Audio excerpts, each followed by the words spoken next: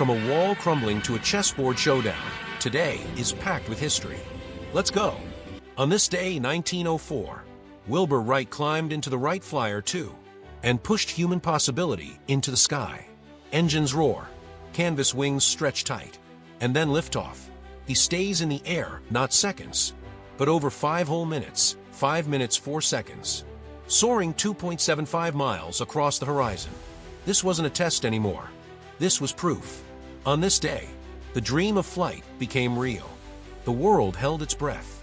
Just 5 days after 500,000 East Berliners filled the streets in protest, a restless sea of people surged toward the border. The gates finally cracked open. And then, something unthinkable. Hands, fists, hammers, crowds climbing the concrete that had divided families for decades, and ripping the Berlin Wall apart piece by piece.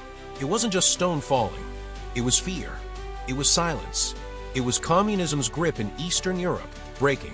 Today, 1989, the wall fell, and freedom poured through the cracks. A quiet room, 2 minds, and the world watching.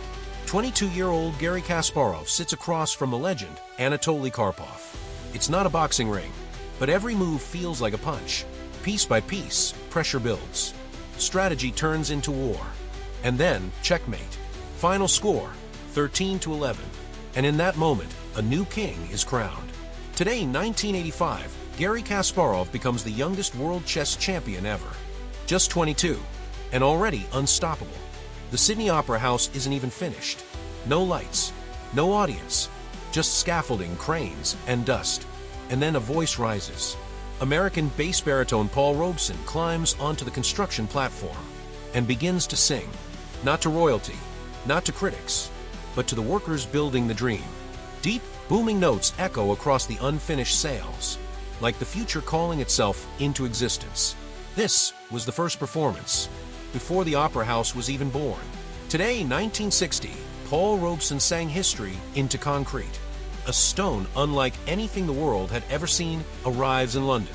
3,106 carats, the largest diamond ever discovered. They called it the Cullinan, on King Edward VII's 66th birthday. This impossible gem is placed into his hands. Imagine the weight, not just the carats, but the power, the empire, the legacy. This wasn't a gift.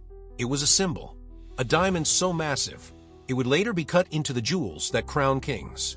Today, 1907, the Cullinan Diamond was presented to the king, and history glittered.